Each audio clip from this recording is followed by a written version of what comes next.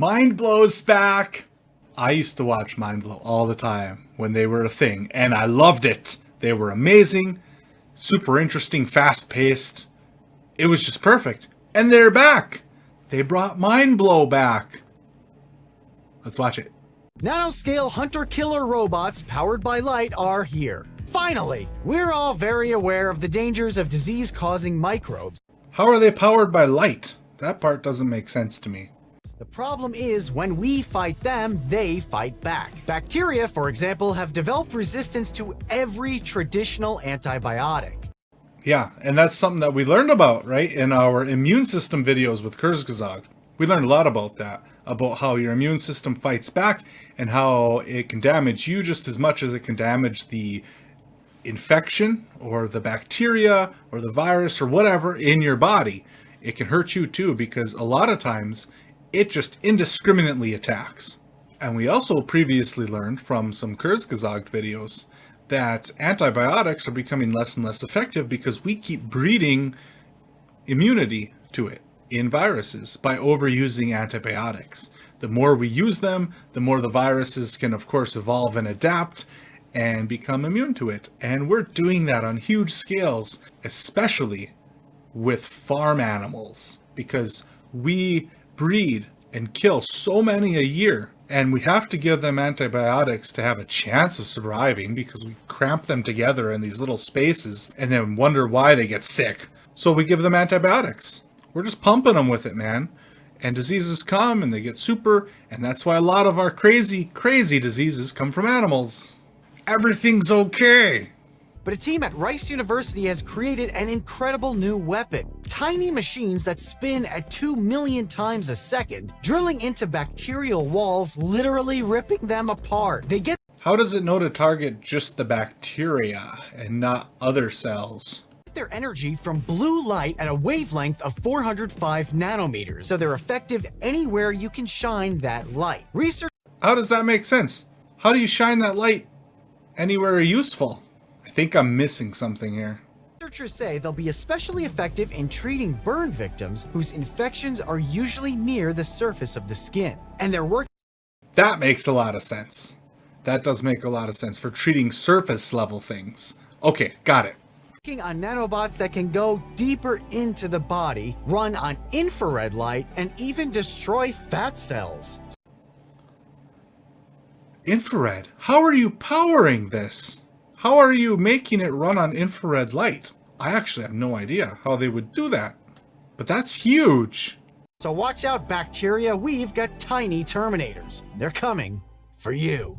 Hasta la vista, baby! vsauce, 1 story down, 5 to go. This is Mind Blow. It turns out Do you hear the music in the background? I hear it. That's the classic Mind Blow music, and I'm so excited to hear that again. Mind Blow just, I don't know. I've watched so many of these when they were out before. That was years ago. It's really bringing back the nostalgia, you know? Neanderthals had awesome meat parties. While often thought of as slow, dim-witted cavemen, recent studies have shown Neanderthals actually had a sophisticated social structure, lived in larger groups than previously thought, and developed complex strategies for hunting huge beasts. So they weren't all that different from humans then, when it comes to socio trends, at least back at that time. I think that we probably had a little bit of an evolutionary edge on them with the bigger brains. If I remember that correctly, we had a slightly more developed brain than the Neanderthals. And of course, we know that humans have a pretty crazy history of not liking things that don't look exactly like them, which of course the Neanderthals look distinctly different. So we probably just killed them because they looked different. And that's why there's none left. That's my theory anyway. Humans suck. Archaeologists who work out of a castle in Germany have just analyzed the site of an Ice Age Neanderthal camp and found the remains of 70 straight-tusked elephants that were 3 times the size of modern elephants and 62% bigger than a T-Rex. How did they do that? With sticks and rocks? And 70 of them too. Wow, that's impressive. Considering the size of the animals, the caloric intake of the people, and other factors, they determined that after killing these massive creatures using only cunning and stone tools, they consumed 4 tons of the meat in a giant feast that fed 350 people for a week. So next time you've got some family over, think of Neanderthal meat parties. I kind of want to have a meat party. I'm a vegetarian. Is that weird? Just sounds fun to say.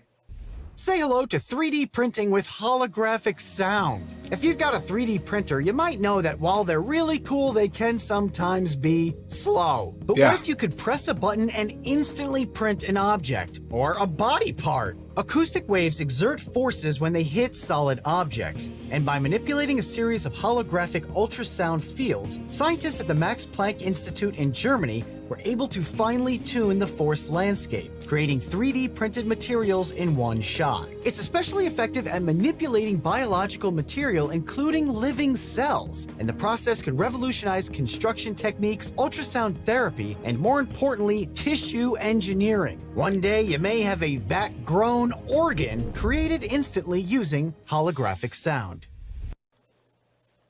How? How do people come up with this? How does someone sit down and be like, hey, you know what would probably work if I use sound waves on this in this way to do that, and stuff that just flies right over my head. But who sits down and comes up with this stuff? These guys are geniuses. Wow, I wish I was that smart. Let's talk about this new ice. Ice is ice, right? What do you mean? Wrong. For one thing, it's technically a mineral like quartz or diamonds. Secondly, the ice we're familiar with is called Ice 1H. But there are at least 19 different phases of ice, and scientists are discovering new kinds all the time, like a couple weeks ago. I actually learned recently that there is more than one phase of a lot of different materials that we know of and use frequently. Now, a lot of these other phases aren't present in our everyday day-to-day lives, but some of them actually do occur on Earth naturally. Like ice, for instance, there's a phase that's not a liquid, that's not a gas, that's not the normal ice that we know and love and put in our drinks, but that forms on Earth naturally under certain circumstances. Knowing that, looking at this screen right now, and seeing all the different types that there are, which vary with temperature and pressure, and some of these will never occur in nature, but can occur in a lab, it's insane to think about. I mean, even something as simple as ice is so complicated. A team at Cambridge University used a technique called ball milling, where regular ice crystals were subjected to extreme shear force by being shaken in a steel jar full of metal ball bearings. What came out was something new. They call it medium density amorphous ice, or MDA. That's a mouthful.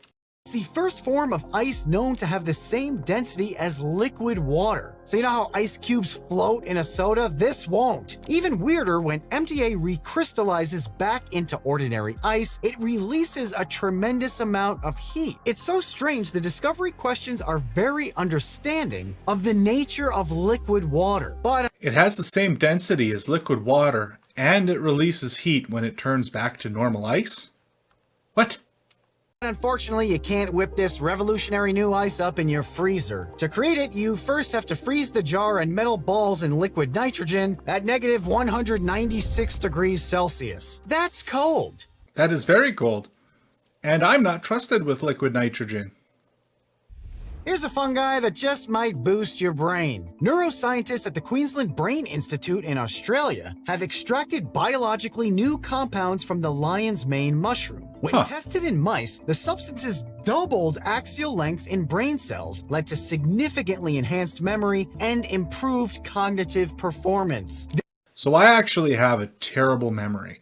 That's actually one of the things that is my biggest weaknesses, is my memory. It is horrible. My long-term memory is not so bad, but my short-term memory is pretty horrid. And I don't eat mushrooms because I don't like them. It's a texture thing more than a taste thing. So I wonder if one day I could bring myself to eat more mushrooms, or if there's a lot of like meal replacements that have mushroom in them that you don't taste necessarily. I've tried some of them before and they're okay. And I wonder if I actually switched my diet to include those, if my memory would get better. It would actually be a really interesting test because it's been years and years since I've ate any meaningful amount of mushrooms.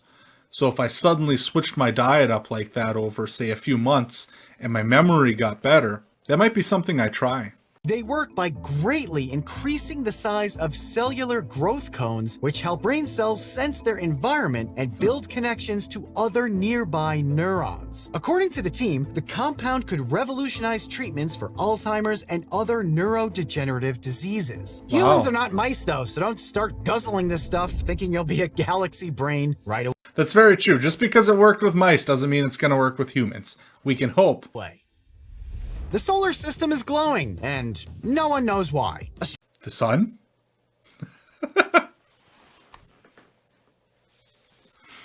People trust me. Astronomers at Project SkySurf figured this out when they tried to calculate exactly how dark it is in outer space. They analyzed 200,000 pictures from the Hubble telescope and removed the glow from all the planets, stars, asteroids, and other astronomical sources. But somehow a tiny amount of light was still there. How do you remove the light from those sources, though? That's my question. Because even if you remove all of the light by blocking them out, there's still some bleed there, right? No matter what you do, there's always going to be some bleed because there's so many sources of light in the galaxy. And there's so many ways that that light can get bent and moved around. Is it possible to actually block out every source? I don't think so, right? How would you possibly block out every source of light? You couldn't. And if you did, you're not going to see anything because light is what you need to see. Am I missing something super obvious? Equivalent of 10 fireflies steadily shining across the entire sky. It's like turning off all the lights in a dark room and noticing that the walls were suddenly glowing. Because the glow is everywhere, it's hard to figure out the source, but the best candidate may be dust that drifts across the solar system from the tails of comets, some long dead. If that's the case, this dust shell would be a new addition to what we know of the architecture of the solar system. That makes sense because dust is going to reflect light. You know, kind of like I said, how do you block out every source? Everything reflects light. So how would you possibly black out every source? There could be tiny asteroids out there reflecting it back. Light could be bent around things that we just can't see. I don't think it's possible to block out every source. Nobody's officially named it yet, so maybe you could be the first. I recommend the name Kevin. And now for the telephone designs of 1977. Accent. Early American. Elite. Telephones looked a lot cooler back then, not gonna lie. Cell phones are kind of boring. Sculptura. Celebrity. Fancy. Mediterranean. Optique. What the heck? Commemorative elite. No. Thanks to all of my patrons for bringing back Mindblow. Join the Bring Back Mindblow project for ad-free episodes and a ton more rewards. And as always, thanks for watching. Wow, I'm so excited that's back. I'm gonna have to go join their Patreon. This is insane. If you made it here, especially if you made it to the end, thank you so much for watching. I really appreciate it. If you made it this far, do me a favor and go ahead and hit that subscribe button. We're climbing steadily, and I really appreciate it. Thank you. Have a wonderful day.